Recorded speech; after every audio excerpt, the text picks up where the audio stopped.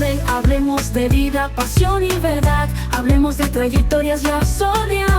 Hombre China Costa, vamos a conocer las trayectorias que te harán crecer.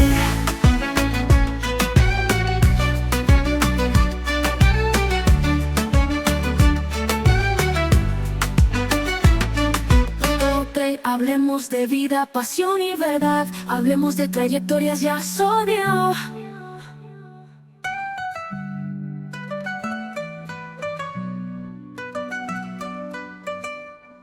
Que nosotros aquí definitivamente contentísimos de todo lo que ha sucedido con este proyecto, gracias a la retroalimentación de cada una de las personas que nos han seguido vía Microvisión y que también se han suscrito a nuestro canal de YouTube. De verdad que estamos muy, pero muy contentos. Y hoy yo estoy muy feliz porque tengo la oportunidad y el honor de tener aquí a una persona cuya voz resuena en las montañas, cuya voz se escucha en el cooperativismo, en las comunidades y en el liderazgo internacional. La verdad que es un privilegio tener en este escenario a quien es presidente ejecutivo de la cooperativa Vega Real, a quien recibimos con un aplauso como se merece, el señor Yanio Concepción. Gracias, Grechi, gracias. Felicidades. Bueno, yo estaba ahí agitando un poquito, atrévete y lánzate y nada. A un buen programa como tú lo haces, todo profesional. Gracias por invitarme. Gracias a usted por asistir aquí. Esto ya usted sabe. La idea es precisamente eso, que la gente, a esos líderes que nosotros vemos, que muchas personas siguen y que los ven como ejemplo, pues conozcan que están donde están precisamente porque han dado un paso a paso, que no ha sido todo de la noche a la mañana y que realmente tienen ese trayecto para contar y para aportar a una mejor sociedad. Así que gracias por estar aquí. Y Yanio, porque miren, usted es un líder. Si hablamos de medio ambiente, Yanio Concepción. Si hablamos de cooperativismo, Yanio Concepción es una marca a nivel nacional e internacional, foros internacionales, amigo del presidente. Amigo de los presidentes, ¿verdad? Entonces, de todo eso vamos a hablar aquí, pero tiene unos orígenes. Vamos a hablar, Yanio, de ese origen, porque usted es un líder nato que ha estado dirigiendo instituciones sociales desde muy joven, y yo quiero que me hable de ese joven, el niño, cómo fue Yanio, de dónde viene Yanio Concepción. Bueno, Grechi, como todo niño, venimos de una familia, en el caso mío, mi papá, contador público autorizado, activista político de izquierda, antitrujillista, antibalaguerista. Mi madre viene de una familia muy humilde, la mayoría profesores, la mayoría de la familia de mi madre. Y yo crezco en Sánchez Guarionet, que es un barrio, es un ensanche que lo creó en principio Hermógenes García, cariñosamente Don Zoilo, que había tenido tierra ahí para aserradero, y luego entonces lo terminó de diseñar Carlos María Sánchez y Alfredo Escaroena, que es un artista que vino aquí a residir, y Carlos María Sánchez visibilizó un barrio real donde la familia lo tuviera todo cerca. Tuviera la escuela cerca, el hospital cerca, para hablarte de la escuela García Godoy, donde nací, en ese entorno. Ese es su entorno ahí. El entorno, el hospital La Humanitaria. Me crié frente al play, el único play que había en esa zona, donde jugaban béisbol, fútbol, lucha libre. O sea, que usted siempre estuvo ahí ligado en el medio, en el ambiente deportivo, esa etapa en joven, mi casa, frente activo. a mi casa estaba el play, o sea que desde pequeño, ¿qué puede uno hacer? Entonces de ahí, de la niñez, la pasé ahí, en el maroteo de mango, guayaba. ¿Usted se subía en la mata de mango ya? Sí, es que era un grupo de tigritos que andábamos en el barrio, y algo donde yo nací, donde me crié, bonita canción esa, donde yo nací, me crié, es que estaba rodeado de profesores. O sea, los profesores de la García Godoy, de la Escuela Padre Lamarche, del liceo.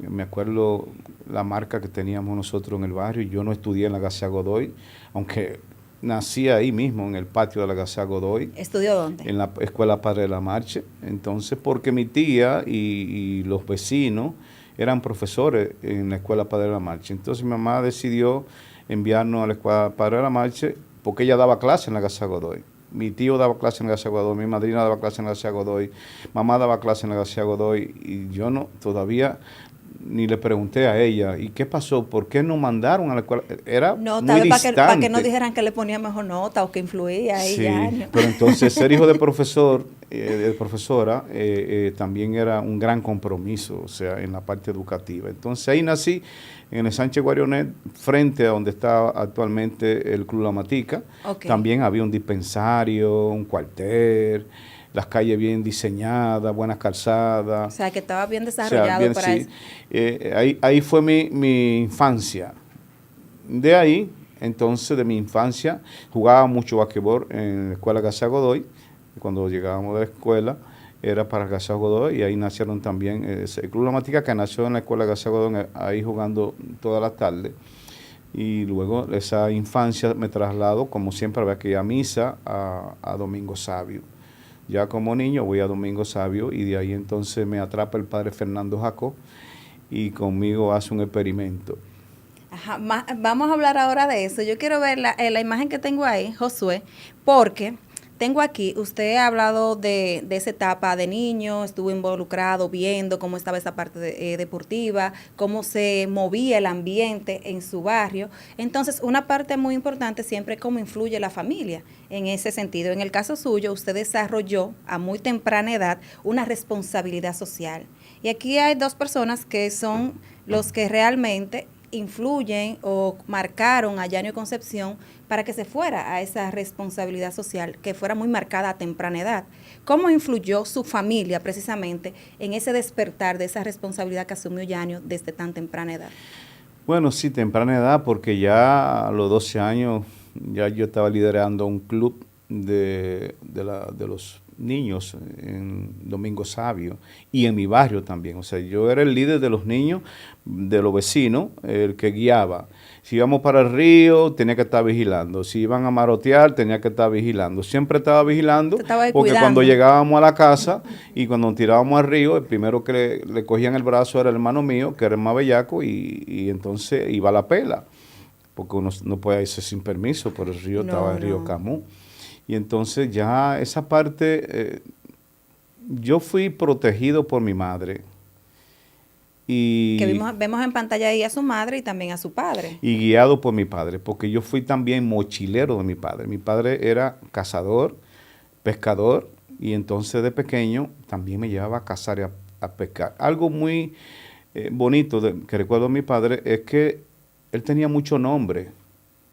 O sea, yo supe el nombre de papá ya siendo un adolescente. Ajá. Sí, porque él estaba en la izquierda clandestina, y entonces como él tenía los nombres sonoros importantes de La Vega, su nombre era Antonio María Concepción Moronta. Los Concepciones y los Moronta tienen su idiosincrasia, tenían toda su historia, pero entonces papá era una especie de oveja negra, porque entonces era comunista. En ese tiempo, desde Trujillo y continuado, era comunista. Fue fundador del 14 de junio, o sea, en La Vega, con prominente hombre vegano, con esa lucha antitrujillista. Fue fundador de la Línea Roja, fue fundador del Partido Trabajadores, de la Unión Patriótica. O sea, fue perfil bajo, pero un estratega y táctico que era usado para resguardar a las personas que perseguían. Y yo estaba ahí, y a veces salía con personas a cazar con papá, y prácticamente era entrenarse, que iba mucha gente, porque también él tuvo la oportunidad de ser como un entrenador de guerrilleros. Los guerrilleros que se fueron con Manolo Tavares Justo, todos pasaron por mi casa, y papá era como el ideólogo. Y me acuerdo que en una actividad que yo le hice un reconocimiento como fundador del 14 de junio, mucha gente se quedó sorprendida, que tú eres hijo de Chichi. Sí, yo fui que presenté a mi papá en un reconocimiento y mucha gente decía, wow, pero entonces papá me No lo resguardó. sabían. En términos políticos me resguardó porque mamá me empujó a la iglesia, a los salesianos desde No, pequeñito. porque entonces usted trae eso en la sangre.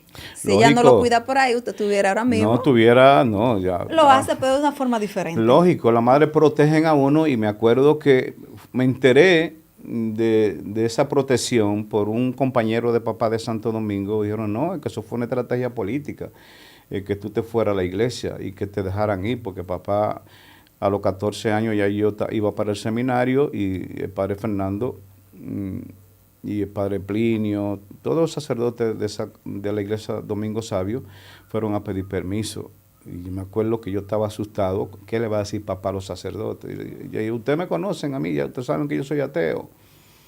Y él lo va a conocer por dentro. Y yo tenía los dedos cruzados, era que papá no dijera que no fuera al seminario. ¿Usted quería ir al seminario? Lógico, yo fui. Ya. Él me dijo, no, ¿qué tú quieres? Me dijo, me preguntó delante de 5 sacerdotes para el permiso que van, porque era un adolescente. Digo, quiero ir, papá, vamos a aprovechar el verano para ir. Y fui al verano. Y nada, me enamoré y después de eso volví entonces para Domingo Sabio. Ok, entonces hablando de esta etapa de juventud, porque precisamente hablando de juventud revolucionaria, usted lo trae la sangre, como le digo, esa formación social, entonces desde muy joven usted ha estado liderando instituciones. En este momento vamos a hablar un poquito de eso del Centro Juvenil Salesiano, que usted lo estuvo presidiendo y es miembro fundador de Sejusal, como se conoce. También estuvo liderando la Unión Carnavalesca Vegana, estuvo en la fundación de Asobabe, Club La Matica, muchas instituciones en La Vega que han de servicio social, donde usted ha estado como figura preponderante. Entonces, háblenos de esa etapa. Primero Sejusal, luego cómo llega a las instituciones y esa formación social que usted tiene. Bueno, te digo que fue un experimento de mi padre y una protección de mi madre, Lidia Antonia Silva, que me protegió y me admiró tanto. Pero también fue un experimento del padre Fernando Jacob, que él fue que me acogió como un adolescente, un niño. Me acuerdo que a los 14 años, en la iglesia Domingo Sabio era una sabana, donde habían siempre muchos caballos y vacas con alambre, eso no había nada ahí. Y el padre Fernando fue el ideólogo de crear el centro juvenil, o sea, lo que es, había un salón parroquial pequeño, y el campo de fútbol y el campo de béisbol, eso es lo que había ahí, pero era un salón pequeño parroquial. El padre Fernando me tomó a mí como el experimento para decir, vamos a hacer el teatro, vamos a hacer el centro juvenil. Y yo tenía 14 años cuando yo di el primer Picasso y di un discurso, y el discurso era, me acuerdo que estaba el alcalde José Agustín Cruz, y él decía, tu discurso es que no tenemos dinero para empezar, para poner blog. Necesitamos poner el primer blog, ya tú sabes. Esa era la línea. A Pedro Rivera, al alcalde, yo tenía 14 años, un discurso que me lo escribió mi madrina, Elvira Cruz. Y bueno, ya yo estaba liderando el Club Cumbre, ya vamos para el centro juvenil y entonces ahí empieza otra etapa, que es la que tú dices ya más ya la adolescencia de la dirección. O sea, como fundador del Centro Juvenil Salesiano, Sejusal, ya todos esos niños que crecimos juntos, el padre nos formó, era prácticamente una escuela de formación humana cristiana. O sea, eso no fue al azar. El grupo de fútbol eran un poquito más de los muchachos del barrio, de Villarrosa, de La Sigua, de Domingo Sabio, ya tenían ese deporte. El grupo de nosotros era un grupo más de béisbol y nada, nos desarrollamos y empezamos a hacer ese centro juvenil salesiano que hoy es un ícono de modelo. Era una escuela, el padre soñó en una escuela, soñó en un teatro que lo hicimos. Yo fui parte de la inauguración, todos nosotros fuimos parte de una obra teatral. Me acuerdo que se fue para España, me dejó la llave. Yo tenía alrededor de 15, 16 años. Mira, tú eres jefe de la iglesia ahora, la oficina mía. ¿Qué responsabilidad? No, me daba responsabilidad. El padre Fernando Jacob fue conmigo, fue un mentor. Y hay que montar una obra, y trajo una obra de España para inaugurar el teatro, una obra. Y ya tú sabes, el coro, Kiko, el coro, Yanio. Yo estaba estudiando en Bellas Artes, me acuerdo que estaba estudiando en Bellas Artes, arte escénico. Y Lucía Abreu, Tomás Cordero, Francis Jiménez, la gente de Camboya, muchas muchachas de Camboya, muy elegantes, las Reyes, todo lo integramos como a una euforia de la formación humana cristiana, pero también de participar. Para mí fueron los años más bonitos que pasé porque tenía que ser un líder, no solamente un líder, tenía que ser un ejemplo. Yo me acuerdo que en una misa, el padre Fernando me hizo confesar en una misa de Semana Santa, la del Gallo. Ajá. Y yo, pero yo no he cometido pecado porque lo que tenemos en la cabeza, antes morir que pecar, de Domingo Sabio, esa es la frase que estaba puesta ahí, antes morir que pecar. Y yo, no, es que tú eres el ejemplo, es para que te vean. Es para que te vean que tú te confiesas. Sí, y ahí la discusión fue grande ahí, padre, pero no, tú eres muy impulsivo, tienes que calmarte un poquito. Esa fue la discusión de la confesión. A veces tú te vas muy rápido.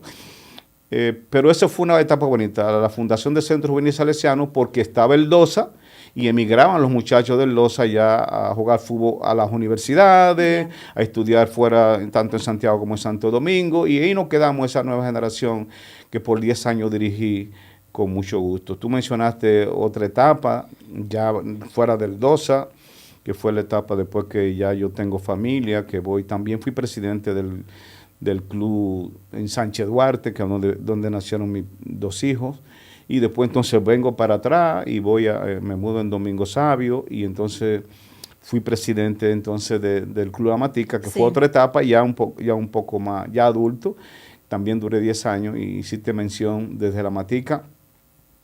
Los torneos de baloncesto eran maravillosos, especialmente los superior, los juvenil, infantil. Era una escuela de baloncesto que había en el Club La Matica. Que hizo un gran trabajo entonces en La Matica ahí, liderando el este deporte, club, el que club, realmente, sí. y de ahí que yo mencionaba que usted también es miembro y siempre fue como parte, asesor de los directivos, miembro directivo de la Asociación de Baloncesto de La Vega. Sí, te voy a hacer una anécdota, porque yo a los 14 años, de 14 a 16 años, siendo presidente del Centro Juvenil, también representaba el Centro Juvenil en las asociaciones.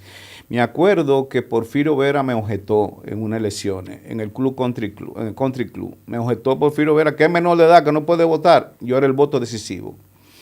Y cuando está para las elecciones, se suspendieron para la semana siguiente. Porque usted representaba el club. Yo era el presidente del Centro Juvenil. Entonces, él va donde el padre, mire que necesitamos el voto, que ya no es muy intransigente, que yo después me reuní con él en su oficina. Porfirio era una figura. Y digo, bueno, Porfirio, ¿qué te dijo el padre? Que el que sabe eres tú.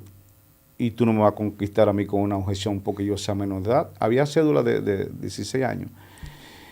Pero yo representaba a todas las asociaciones que había que ir. También en la Matica lo hice igual. Por eso estuve ligado siempre al deporte de niño. Y fueron una historia bonita. El Centro Juvenil Salesiano, el DOSA, y en Sánchez Duarte también, que tuve esa oportunidad de organizar ahí el deporte también, el baloncesto, especialmente con los muchachos de baloncesto. O sea, el deporte para mí siempre ha sido una pasión. Para mí ha sido algo donde tú no solamente botas la energía, la competencia es buena. No, y que eso viene porque usted mencionaba al principio que en sus alrededores se practicaba mucho deporte, incluso el play que estaba en el frente de su casa, usted veía todo, o sea, creció en ese ambiente. Pero un ambiente que tú hiciste mención es el carnavalero. Mamá nos lleva de pequeñito a los somos 4 hermanos, de Yanira, Raiza, Wilfredo, Gaby y yo, y nos llevaba de pequeñito al Parque Duarte a ver los Diablos Cojuelos. Yo le tenía terror a las comparsas, especialmente a un mono que sacaba Felipe Abreu y su hermano, a una comparsa. Yo salía, cuando pequeñito, nosotros vivíamos en una casa de 2 pisos y era huyendo para meterme abajo de la cama. Pero mamá después nos llevaba así, porque a la mañana salían personajes y salían los Diablos Cojuelos a circular por las calles y después entonces al Parque Duarte. Ahí surge también esa participación mía del carnaval, que es otra pasión. Que es miembro fundador de la Unión Carnavalesca Vegana. Eso fue un gran logro, eso fue un gran logro poder unir a los personajes comparsa, Diablos Cojuelos y grupos del carnaval. O sea, los grupos del carnaval, los Panitas, los Broncos, los grupos que salían, eran jóvenes. La mayoría éramos jóvenes de los grupos que se formaban ahí en la cueva de Felipe Abreu. Eso también, esa pasión, a mí también, la cultura. Yo creo que la parte que La Vega y los veganos debemos conservar, lo único que nos marca a nosotros para la vida entera es la identidad cultural. Porque tú sales fuera del país, como he tenido la oportunidad a dar charlas del carnaval, es la identidad que uno la lleva adentro. Y a veces a uno le preguntan, ¿y qué es lo que tú sientes cuando te pones un disfraz? Bueno, eso es algo que hay que sentirlo, hay que vivirlo. También es esa pasión cultural, porque es una identidad. O sea que la parte de deporte, cultura, me hablaste de medio ambiente al principio. Sí, pero más adelante vamos a tocar eso de medio ambiente, porque en eso de carnaval, que estamos viendo incluso imágenes ahí, vemos a un Yanio, ahí salen sus hijos pequeñitos, Sí. disfrazados, ahí sale usted con su hijo también, o sea, siempre andaba con sus hijos en el carnaval. Vemos imágenes de cómo usted se disfrazaba, se lo vivía, se lo gozaba, eventos que participaban, y vemos ahí la imagen de Rey del Carnaval, que fue en el año 2000. 2000, y que se iba a acabar el mundo en el milenio. Sí, entonces yo ahí lo me hicieron tocó a rey. mí. Entonces, Yanio, esa etapa de carnavalero, porque usted fue miembro fundador de la Unión Carnavalesca Vegana, ha estado ligado como directivo, pero también ha sido diablo cojuelo, propulsor, rey del carnaval, y actualmente preside el patronato del Museo del Carnaval Vegano. Brevemente, que usted me pueda decir esa experiencia en el carnaval y cómo Yanio, porque usted ha mencionado dos aspectos importantes que hemos visto al desarrollo de esta entrevista, que es la parte deportiva y la parte cultural, y en ambos lados le ha tocado liderar, o sea, que es una responsabilidad y hay muchos jóvenes debajo de ese liderazgo. Entonces, su experiencia en el carnaval, todas las etapas que ha tenido que vivir. Bueno, la experiencia de carnaval, te decía, de esa escuela de mamá que nos llevaba a ver esa cultura popular. Ya hubo una crisis en el carnaval, la crisis de los pobres del barrio con lo de los clase alta del Casino Central, y ya yo vi una diferencia de clase. Cuando allá arriba tiraban agua y los de abajo tiraban bagazo de naranja, una guerra, se dio una crisis, el callao, el desorden desorganizado. Ya yo estaba disfrazado y veía esa crisis. Ahí nosotros, Freddy Ramos, Martín Duquela, Orlando Lora. Orlando era diablo individual.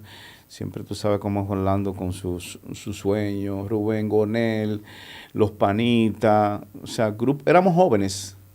Sí, un grupo de jóvenes. Y entonces me tocó a mí ser el primer secretario con Freddy Ramos, que era de los Chivas, que eran los viejos. Entonces nos juntamos ahí, los adultos y los jóvenes, y entramos en una crisis que el carnaval salía de los bomberos y llegaban ahí al parque, alrededor del Parque Duarte, frente al Casino Central, y ya empezaron a cerrar la construcción de la iglesia catedral, cerrando con zinc. Y nos unimos, nos fuimos ahí a los bomberos. Esto hay que organizarlo. Yo te puedo, aquí reconozco a José Gómez, que se merece ser rey del carnaval, como Orlando Lora. Él no lo acepta. ¿Y Orlando pero, no lo ha querido? Sí, pero ellos se merecen, Sí, porque sí. realmente ellos son gestores del carnaval. Me acuerdo que José Gómez y un servidor, cuando yo fui presidente, fundador y presidente de la Unión Carnavalesca, porque duré como 7 años presidiendo. Casi 8, nos reuníamos en la casona, en un restaurante que hizo don Pino Lora para él beberse su trago. Y Orlando no lo consiguió, ahí nos reuníamos. Como un patio para compartir. Con amigos. Sí. Entonces papá trabajaba con Plinio en la cervecería, porque papá fue sindicalista, papá fue organizador de sindicatos en la cervecería vegana y otros sindicatos. Y teníamos una buena vinculación familiar. O sea, Orlando, José Gómez fue del grupo político de papá. O sea, que había mucha gente vinculada a mi familia y creo que me respetaban por la vinculación con mi padre. Entonces ahí nace esa idea con una visión, porque todo tiene que tener visión, y nos unimos. Vamos a hacer esto grande, organizado, con respeto, como llamamos a la gente de Villarrosa, Carnaval 47, con sus personajes, con su comparsa, con su Diablo Cojuelo, con su grupo del carnaval, el maestro Felipe Abreu, los cavernarios que eran Los Ángeles, la super máquina. ¿Cómo organizamos toda esta gente que no quede nadie afuera? Y así lo hicimos. Entonces ahí nos tocó a nosotros. Me acuerdo un abogado, Sócrates Hernández. A mí siempre me ha gustado todo formal, que haya una carta, que haya un estatuto.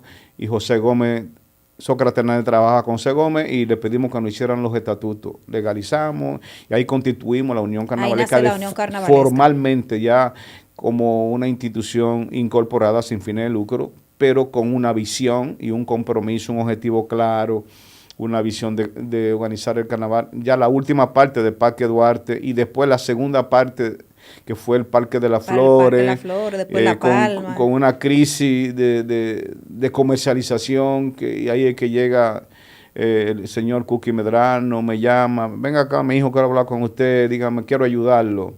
¿En qué, don Cookie? En la organización y de comercialización del carnaval.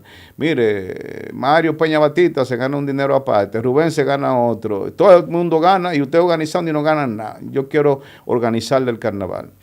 Y le dije, bueno, tenemos la gran oportunidad. Aquí está el alcalde Euclides Sánchez, que se disfraza de los chivos y somos del mismo barrio.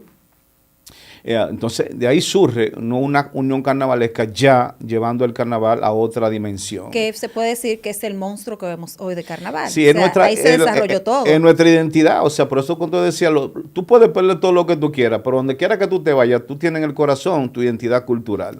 La de nosotros, y nuestra identidad cultural, estando en China, en Rusia, Estados Unidos, es el carnaval. Y para cerrar este bloque, entonces, su experiencia en el museo, pues usted preside el patronato, o sea que desde aquella vez que surge la Unión Carnavalesca Vegana, es más, me voy antes, desde que usted empezó a disfrazarse, no ha parado en el carnaval, porque estar en el museo es estar activo en el carnaval. Es que nosotros hicimos museo antes, nosotros hicimos museo en la Casa de la Cultura. Euclides siendo alcalde, siempre habían exhibiciones. Siempre teníamos exhibición de caretas, exhibición de disfraces, teníamos ahí una exhibición de febrero. O sea, siempre pensamos en el museo, una exhibición. ¿Qué hacemos con los disfraces? ¿Qué hacemos con la careta? Hacíamos concurso de disfraces, de careta, concurso de afiche. Era un pequeño museo en la Casa de la Cultura. O sea, de UCABE y de esas exposiciones, me acuerdo la señorita Romeri Peña, que se disfrazaba de la Amazona, Rubele de San Antonio, que fue nuestra secretaria también, cómo ellas se dedicaban a esa decoración del museo. Entonces ya estaba en carpeta el sueño del museo y gracias a Dios que nada, llegó César Arturo, llegó Hugo Álvarez, llegó el señor José Peralta, sí. Michel, un carnavalero, el papá de Ramón Peralta, primer rey del carnaval. Fue él el motivador de La Vega, porque ellos vienen de la capital, a la Fundación Pro Desarrollo, a ver nuestras exposiciones. José Peralta fue un ideólogo de eso, pero es algo que se venía trabajando y creo que es un patrimonio que La Vega lo va a tener para siempre, porque realmente nuestra cultura, es nuestra identidad y lo que tienen los pueblos es eso. Es lo que manifiesta el pueblo, es esa cultura que nadie se la puede quitar. Así es. Bueno, señores, yo les dije que esto iba a estar buenísimo. Ya hemos hablado del carnaval, hemos hablado de esos inicios, el tema del deporte, el liderazgo en instituciones de corte social. Entonces, nosotros vamos a entrar en temas de medio ambiente y cooperativismo, porque Yanio es, donde hay medio ambiente está Yanio, donde se habla de cooperativa está Yanio Concepción. Y esto lo vamos a hablar después de la pausa. Así que usted no se mueva porque retornamos en breve.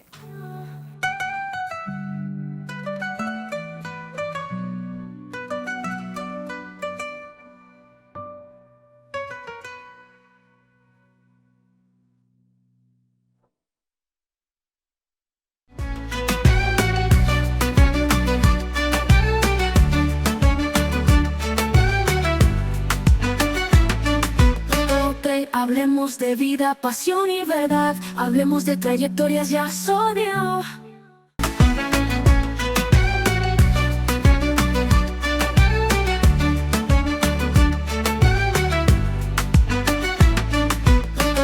Hablemos de vida, pasión y verdad. Hablemos de trayectoria. Continuamos aquí en Hablemos de Trayectoria y esta vez, en este episodio, tenemos a Yanio Concepción. Y ya, como dijimos antes de la pausa, hemos hablado de esos orígenes, un líder, un joven, que yo digo desde muy pequeño venía con ese liderazgo y siempre el apoyo de sus padres y traía en las venas precisamente ese líder, gracias a su papá y a su mamá, porque también fueron unos líderes. Así que realmente lo que vimos en la primera parte, interesantísimo, ¿verdad? Pero lo que viene ahora es mucho más, porque, señores, la voz de ese señor resuena en las montañas, se escucha por allá en los ríos, en los árboles, porque es un apasionado del medio ambiente, pero más apasionado del cooperativismo y la economía social solidaria. Así que, Yanio, vamos a hablar de medio ambiente.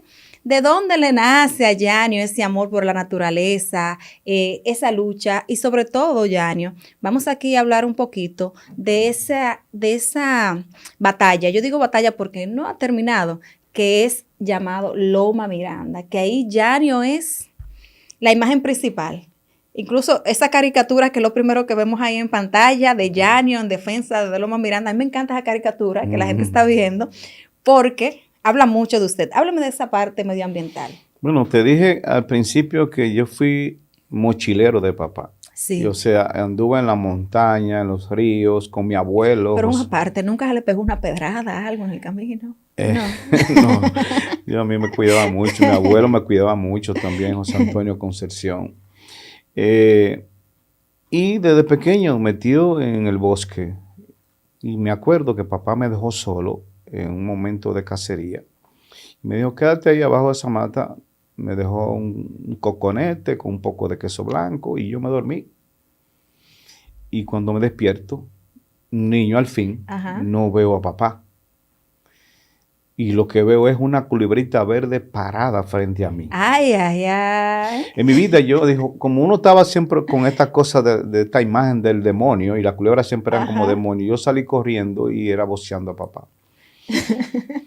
Esa fue una experiencia de decir, pero Dios mío, hay especie aquí.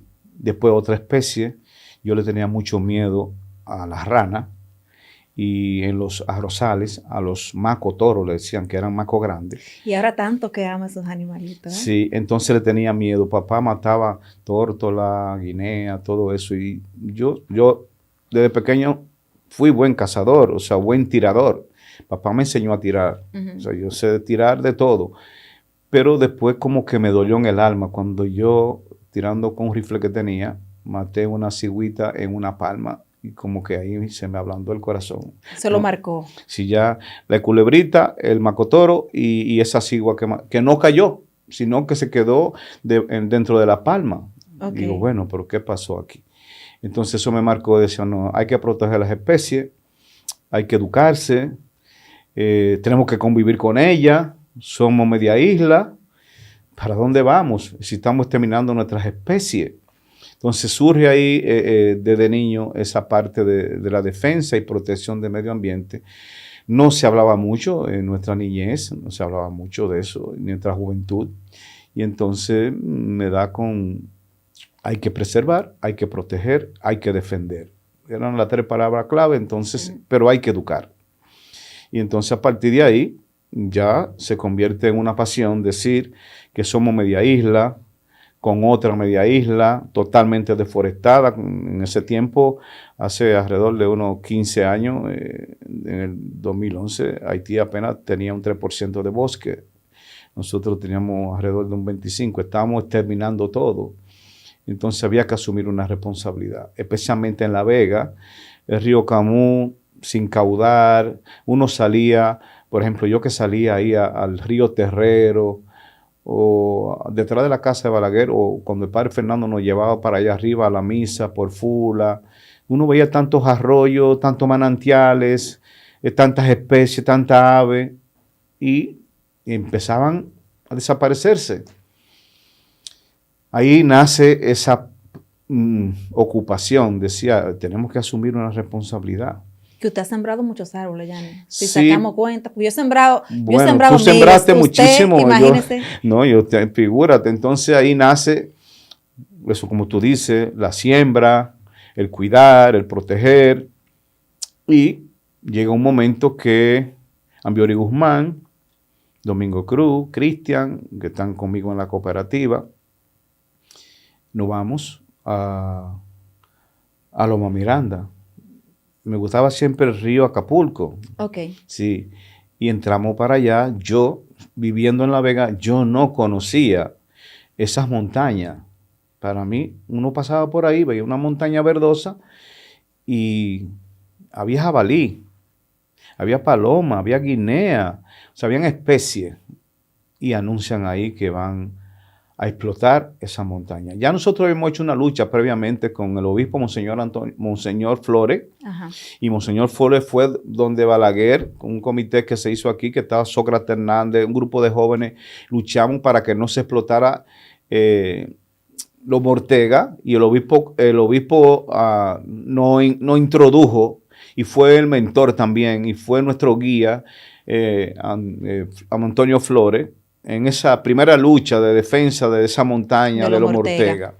ya veníamos entonces marcado un grupo de jóvenes de agrónomos, el caso de Félix Díaz, que viene de la Escuela Agrícola Salesiana, y otros, personas muy ligadas a la defensa del medio ambiente, y surge entonces fruto de esa visita que hicimos ahí y de ese movimiento que habíamos participado de Codorena, no se puede tocar. Yo tiramos fotos maravillosas y hicimos una exposición en la cooperativa, y la exposición era Loma Miranda antes que te vaya. Y me acuerdo que ahí traímos la Academia de Ciencias, el senador Euclides Sánchez, autoridades, una exposición de la riqueza que había ahí, y el título era así. Y entrando, me dice la gerente de la cooperativa, María Eugenia, pero si tú defiendes el medio ambiente, ¿cómo tú vas a decir que Loma Miranda antes que te vaya? Y surge, y viene ahí el padre Tomás Concepción Alejo, que hoy es obispo en San Juan, y dice, no, Yanio, mira que han matado tantas personas, que le han quitado los terrenos campesinos, que vamos a echar la lucha, Scarlin Gutiérrez, Tomás, que tenemos un comité aquí en Algarrobo, que no, la cooperativa que nos apoye. Pues el discurso cambió. Ahí viene entonces la lucha por Ahí Loma Miranda. entra en un 11 de octubre del 2011. Entra, no, pues cambiamos el discurso, la cambiamos, entonces tiramos la lucha. Fue una lucha muy pacífica, muy consensuada. El equipo no éramos tanto. Agradezco a Monseñor Antonio, a Monseñor Camilo, que cuando yo iba a su casa ahí a la lotería, mira, pues estamos en esta lucha, y usted está en la parte ecológica del episcopado, apoyo, ¿no? Y nos dijo inmediatamente que si solamente me decía, Dios y el pueblo te lo va a pagar, sigue. ¿Qué tú quieres? Una reunión con los sacerdotes, una reunión con el comité de la academia. O sea, fue una lucha muy bien coordinada, pacífica, y que logró mover la conciencia nacional e internacional. Esas marchas eran grandísimas. Tú ibas a cualquier parte de República Dominicana, a Nueva York o a Puerto Rico, Loma Miranda no se toca. Bueno, fue tan grande una vez que vino Residente y se puso una camiseta de Loma Miranda y con Scarlin. Tuvo un gran impacto, y pienso que usted que estaba encabezando, pero ahí mismo, la misma Scarlin, Antonio Camilo, el mismo Euclides Sánchez, Aridio Vázquez, el padre Rogelio. Era un equipo. Hubo un grupo grande, claro. Sí, pero el equipo de coordinación, Rogelio, Aridio, los que no se doblaron, porque gente se doblaron también. Claro. Incluso yo me acuerdo que en la Escuela Agrícola vino el presidente Danilo y tuvimos una reunión y con Ramón Peralta, ya no deja eso, mira que, Ramón, pero tú eres hijo de José Peralta Michel, fundador de 14 de junio, y yo soy hijo de Chichi Concepción, fundador de 14 de junio, yo no he hecho para atrás mi postura. Y ahí después, don José vino también, ya, no, la riqueza, sí hay que explotarla. Si nosotros, cuando queramos explotar Loma Miranda, porque tenemos ahí un buen níquel, entonces vamos a ser ricos, todo el mundo va a ser rico, haciendo paila, bicicleta, carro, de todo vamos a producir. ¿Dónde está la gente que produce el carro, la bicicleta? Nada. Entonces, fue una lucha bonita que hay que agradecer al obispo Antonio Camilo, que la asumió, al pueblo que se congregó, a Cooperativa Vega Real, que con su distrito y su dirigente se sumaron a todos sus viacrucis. Yo me acuerdo que siendo alcalde, Alexis, yo me acuerdo de esa tuvo que tirarse la cruz arriba. Yo marché con esa ahí también, esa vez de la cruz, claro. Esa cruz, mucha gente se tiró la cruz arriba, porque el no tiró esa cruz no tuvo bendecido. Pero ahora, Yanio, porque vemos, incluso en las imágenes que estamos viendo, hay una imagen que a mí me impactó, no sé dónde es, pero yo fui a la llovedera con ustedes, que llevaron un grupo de periodistas, y como usted decía, ustedes no sabían, siendo de La Vega, que existía tantas especies ahí, y nosotros, yo sé que la mayoría del pueblo no sabía nada de eso hasta que ustedes hicieron esa lucha, para que usted sepa. Entonces, esas imágenes, yo lo he metido en una cueva, como de una piedra. Eso es bonito. Entonces, ¿cómo usted se entró ahí? Bueno, esa era la cueva ¿Dónde es eso? Esa es la Majagüita. Eso es un reservorio histórico. Se robaron todas esas piezas, muchos arqueólogos, y eso es la cueva de la Majagüita. Ahí habitaban los indios. Nos decía Mamá Miranda, que es la doña que le bautizamos ahí en Algarrobo, que su hija se perdía debajo de las cuevas nadando, y que las cuevas eran tan intensas porque se derricaron todas.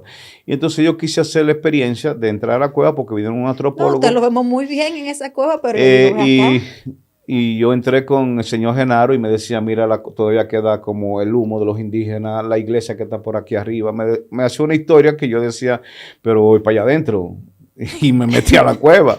Ese otro reservorio que hay que conservarlo en la lucha de Loma Miranda, porque esta compañía no entendió que todo el oro o todo el níquel no se explota cuando la vida tiene que continuar y cuando la subsistencia de las próximas generaciones La tienen que sostenibilidad. Entonces, ahí hay un reservorio indígena, ahí está en esa cueva, ahí está la llovedora, que es algo 24 horas tirando lágrimas, Hermosa, agua, hermosa. algo que es un monumento. Incluso cuando querían darle la vuelta por asunto, tú sabes que legisladores se cogieron su dinerito, porque hubo muchas repartidas, se repartió mucho. Nosotros tuvimos que aguantar muchas cosas, pero la llovedora nos la quisieron secar en un momento determinado, nos quemaron arriba, porque hay unos tigres que quemaban, nos quemaron 5,000 tareas, seguimos la lucha para secar la llovedora, porque ellos querían secar eso porque se convirtió en un monumento, como tú decías, fueron claro. los maestros, las universidades, los poetas, todo el mundo fue a conocer la Hicieron llovedora. muchos tours para allá. Muchos tours, y nosotros éramos los coordinadores, y eso despertó el ánimo de decir, esto no se va a tocar. Incluso debo agradecer también el apoyo de Manuel Jiménez, el alcalde, cantautor, canción, que claro. cuando vino a la cooperativa, al auditorio, quiero hacerle un aporte, y ahí Rogelio la frase fue de Rogelio Cruz, y el grupo de cámara. Rogelio fue el que dijo, Loma Miranda no se toca, y se prendió seguido, nos hizo ese himno a Loma Miranda, ese gran artista. Entonces esas luchas sociales, esas luchas ambientales, los pueblos no lo van a olvidar, y entonces lo que tenemos responsabilidad pública, no podemos encumbrarnos, hay que estar con el pueblo. Claro. Y yo creo que los sacerdotes, la mayoría se pusieron ahí de frente, el pueblo, los partidos políticos fueron un poquito apáticos, pero sus militantes participaban. Yo pienso que sí, que exacto, que lograron concitar la atención de todos los sectores sociales, y pienso que es de los mayores logros que ustedes, como encabezaban esa lucha, realmente se pueden llevar. Y qué bueno que la gente ahí pero pueda ver tengo una eso. anécdota, déjame Ajá. decirte, de esa lucha fue tan bonita que nosotros fuimos al Congreso Nacional Ajá.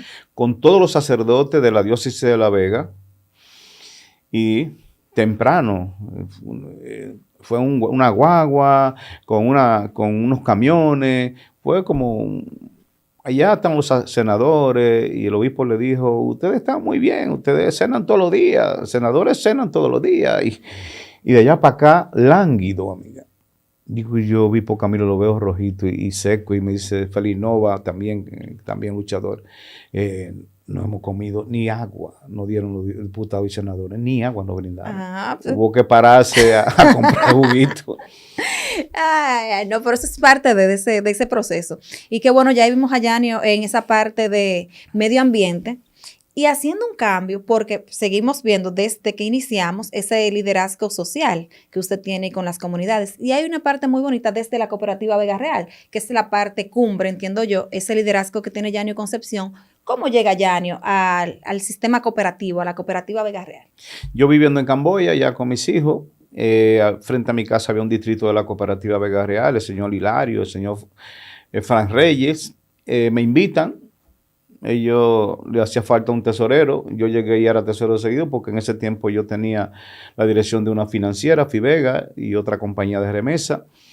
Y bueno, pues déjame acompañar el barrio y compartir esa reunión una vez a la semana. Y bueno, a los 3 meses Hugo Estrella me contacta, me dice, necesitamos un contador en el Consejo de Vigilancia, Lucilo Marte, de Villarrosa, y nada, Hugo fue el motivador y era el líder, Hugo Estrella, de la cooperativa. Y entonces ya tenía buenos amigos, ahí llego, ya inmediatamente me proponen al Consejo de Vigilancia, yo estando en el sector financiero, y en el sector de remesa y de cambio de cheque. Nunca me dio al corazón de quitarle una casita a una gente, y sobre todo especialmente las mujeres que se iban para Suiza de Los Pomos y esa zona, que hacían como se prestaban los títulos, etcétera, irse a España, Suiza, Italia. Entonces yo veía el sector financiero poco humano. Y digo, bueno, yo tengo la filosofía salesiana, vengo del activismo de mi padre, del deporte, de la cultura. Me fue muy bien, como profesional me fue muy bien en la finanza.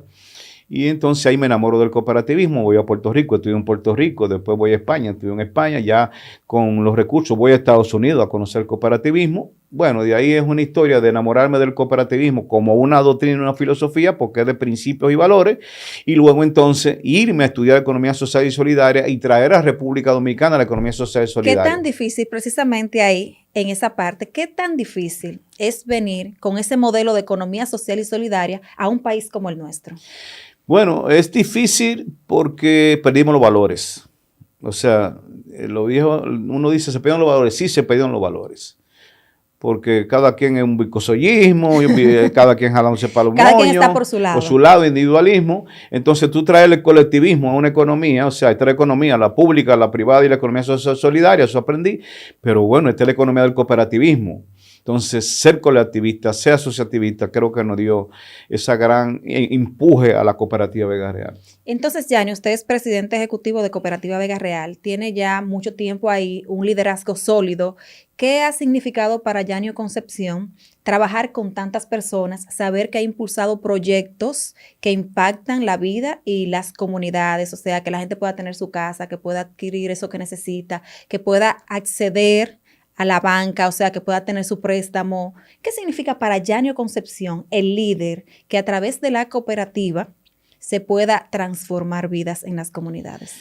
Bueno, Pedro Alorda me decía a mí una vez, siendo presidente de la Asociación Vega Real, ¿qué iglesia, qué religión es la que tú tienes ahí? Que la gente tiene que irse para una reunión con una libreta amarilla. Yo le decía, bueno, ahí me salió a mí, don Pedro, con el peso a peso se puede crecer en República Dominicana. Toda esa conserje, toda esa ama de casa que son las que trabajan con usted, pueden tener una neverita, porque me tocó a mí trabajar hace 25 años, hacer una feria, y cómo tenía una gente una nevera, un televisor. La madre feliz es un ejemplo que me marca a mí. Bueno, yo creo que dejar un legado de hacer cosas, de transformar, de tocar el corazón de la gente, pero sobre todo de un valor importante que quisiera, tal vez como yo quisiera que me recordara, la integridad. O sea, deja algo para la humanidad, deja algo para tu pueblo, apórtale algo a tu pueblo. Entonces, todo eso que tú conoces muy bien, Congreso, los niños, los jóvenes, la ama de casa, la emprendedora, tenemos que hacerlo con valores. Y para mí el valor principal es la integridad, ser íntegro en lo que hace, responsable, honesto, transparente. Y para eso da mí, confianza. lógico, eso creó lo que Pedro Alorda me decía, entonces tú eres el presidente del Banco de los Pobres. Exactamente. Entonces, Yanio, ya en un minuto, que usted me pueda decir, porque a raíz de la Cooperativa Vega Real y ese liderazgo, Yanio es un líder de toda Latinoamérica y representa a Vega Real en esos foros internacionales, lo vemos en todo, yo digo que en todos los continentes Yanio ha estado presente. ¿Cómo es su experiencia así en el liderazgo internacional cooperativo? Que usted me pueda resumir en un minuto lo que significa para Yanio. Yo creo que uno se gana su espacio a nivel nacional e internacional. Yo soy representante de la Confederación Latinoamericana de Cooperativas, que me llevó también a Washington a hacer pasantía de cooperativismo, ser representante de la Alianza Cooperativa Internacional con asiento en Costa Rica, de América, y también de la alianza a nivel internacional. Tú vas codeándote con ese liderazgo cooperativista sano, que liderazgo es hacer bien las cosas, liderazgo es convivir, es ser sano, es ser humano, es la gente. Entonces yo creo que eso se gana, por supuesto, para mí a puro pulso, porque a veces tú tienes que estar en escenario, como yo estuve ahora en Manchester, en la asamblea, y luego entonces donde nació la primera cooperativa en Rosedale, ahí, digo, aquí nació la primera cooperativa del mundo, y la cooperativa de la cooperativa, y está con un liderazgo mundial, chino, japonés, ruso, de la India. Eso marca que una persona de una pequeña isla esté compartiendo en ese escenario. Bueno, es algo grandioso. Con la gracia de Dios, ya próximamente estaremos también en una asamblea en Panamá, pero estaremos dando una ponencia de la ASI mundial, celebrando ya un Día Nacional de la Cooperativa en México. Y eso va sumándose, tener un criterio claro, una visión clara y una postura bien clara de lo que tú quieres para tu gente. Primero, tu asociado, para la educación, los principios, valores. Yo creo que esos son pautas para tú tener liderazgo, como tú puedes decir. Yo creo que yo soy un líder de servicio sin cargo. Sin cargo. Entonces, hablando de sin cargo, porque ya no puedo cerrar sin mencionar aquí, vimos muchas imágenes ahí con el presidente Luis Abinader. Hay un trato, precisamente ese liderazgo internacional le ha dado un peso nacional, porque usted es una marca cooperativa en la República Dominicana. ¿Cómo se trata así con el presidente? Ha venido aquí, lo vemos que usted lo visita en Palacio, o sea... Sí, mira, yo conocí al señor Abinader en el Zaguán con el Pido Infante en un almuerzo y nos tratamos precisamente en el proceso de lucha de Loma Miranda. Y él es prominero. Y me decía, no, porque el desarrollo, lo único que le voy a pedir, porque usted será el próximo presidente, es que usted se moje los pies, pase por Acapulco, vaya a la llovedora y vea los cientos de manantiales y vea la riqueza natural que por el oro y el níquel que se quieran llevar aquí, que nos dejan pobreza. Y hablamos después. Después nos vimos en el Palacio con el equipo de asesor de medio ambiente, de Ricardo Nieves, Luis Cabajal, un grupo de asesores. Y entonces ellos me toman a mí como el asesor enlace del presidente por la buena relación que abrimos. Incluso siempre tú sabes que hay preocupación en la política y yo he sido un poquito reservado con eso, que no me involucren así, porque represento a la gente de abajo, la gente que poquito a poquito van creciendo. Pero él me abrió una buena amistad. Después de medio ambiente me dijo, quiero que me ayuden en cooperativismo, vino a la asamblea, nos reunimos para definir algunas estrategias con cooperativismo. Ya de medio ambiente poca cosa porque le hicimos un plan estratégico a ese comité. Y sí, tenemos unas buenas relaciones personales. O sea, yo no tengo una relación política, sino personales, y me pide algo y yo le respondo. No, yo me imagino, Yanio, que usted en todos los tiempos, en todos los partidos, usted seguro le han dicho, ¿quiere ser candidato? Sí, no, he tenido buenas relaciones. Pero no lo voy a meter al medio. No, pero sí la tuve, sí, pues figúrate, Hipólito vino a una actividad de la cooperativa Vega, un congreso siempre que hicimos. Siempre ha tenido buena relación con presidentes. Con el señor Leonel discutimos el caso de Loma Miranda y yo le dije también, mojese los pies. Con el señor Danilo he tenido buenas relaciones. O sea, con los presidentes he tenido buenas relaciones, pero no tan cercanas como con el caso del señor Abinader. Y finalmente, Yanio, porque usted, ha dirigido muchísimas instituciones, estuvo dirigiendo los fondos mineros, estuvo dirigiendo la Asociación para el Desarrollo, ya hablamos de la OCAB, todas las instituciones, Cooperativa Vega Real, el compromiso internacional. ¿Cómo puede Yanio combinar ese tiempo con su lado familiar? Para cerrar, porque vemos unas imágenes ahí con sus hijos. Usted es muy familiar, sí, que hay que sacar. Sí. Son sus hijos, sus nietos, que vemos esas imágenes tan bonitas. La última nieta que le nació por allá en España.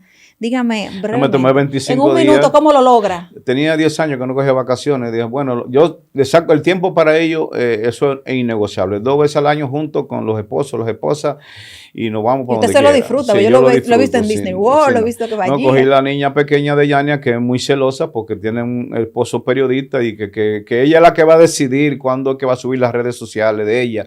Y yo me mandó una foto y yo la subí y me dijo, papi, porque tú no tienes derecho, porque el derecho es de ella. Bueno, es mi nieta, si tú quieres no lo subas, porque la suben con la carita tapada. Pues yo viví esos momentos de ser un buen abuelo y sobre todo una hija maravillosa. Los hijos míos son maravillosos, con buenos valores. Junior, el mayor, que vive en New Jersey, Junior ahora que vive en Suiza. O sea, ahora tengo que estar viajando. Ahora usted viaja donde quiera, a Estados Unidos, para España, yo espero para que Suiza. ellos sí que manden el pasaje y el hotel. Ya lo saben, muchachos, ¿ok? Entonces, Yanio, ya finalmente le voy a hacer una pregunta estilo ping-pong. Usted me va a responder, señor, esto ha sido un banquete, Yanio. O sea, vamos a hacer un libro de esto, todo. Mire, este ping-pong usted me va a responder. ¿Montaña o río? Montaña. ¿Café, leche o té? Café. ¿Un libro? Indiscutiblemente 100 años de soledad. ¿Usted sabe que ese es el libro preferido mío? Sí. Sí, qué bueno, a mí me gusta mucho. Gabriel García Márquez. ¿Comida preferida? Arroz, habichuela y carne. Y sobre todo me gustaba mucho la habichuela de mi madrina. Ritual que no falla en usted. Ritual. Ajá. ¿Qué es eso que Yanio hace? Puede ser hasta cuando va a hacer una presentación, que no le falla. Pedirle a Dios que me siga iluminando y protegiendo. ¿Hábito que no negocia? Valores. Sus valores no los negocia. Un mensaje para toda esa gente que nos está escuchando. Bueno, gracias, Grechi. Los dominicanos necesitamos de buenos hombres y mujeres. Tenemos muchos buenos hombres y mujeres, pero necesitamos buenos padres ahora. no dejen que sus hijos se descarríen. Siéntanse a hacer la tarea. Yo me sentaba a revisarla, porque su mamá era que la hacía. Compartan con sus hijos, con sus nietos, compartan en familia, porque al fin y al cabo, lo que pasa allá afuera, usted no puede cambiar. Usted va a cambiar lo que usted quiere cambiar. Entonces vamos a vivir felices, vamos a vivir con valores y repito, ser íntegro es lo que nos va a hacer buenos dominicanos y una buena sociedad. Señores, yo me pongo contenta cuando estoy así con estos invitados que definitivamente marcan, impactan y dejan una huella. Gracias, Yanio, de verdad, por estar aquí. Nosotros felicidades, Grechi. Yo empujé que tú te lanzaras no, ya te rápido. Sabes, es padrino. ¿Cuándo que va a salir, Grechi? Entonces, gracias de verdad, porque como hemos visto, señores, este es un líder desde que nació de padres revolucionarios que fueron líderes también, un líder en el deporte, un líder en la cultura, un líder en esa economía social solidaria, un líder cooperativo a nivel nacional e internacional, una persona que ha dejado huellas en todas las instituciones prácticamente que hay en nuestra ciudad de corte social y que qué bueno nosotros poderlo tener aquí para que él cuente esa historia que yo sé que a usted le ha gustado. Así que yo feliz, Yanio, a ustedes. Gracias por estar ahí. Este es un episodio más de Hablemos de Trayectoria. Hablemos de vida, pasión y verdad. Hablemos de trayectorias ya soñado. Hombre China Costa, vamos a conocer las trayectorias que te harán crecer.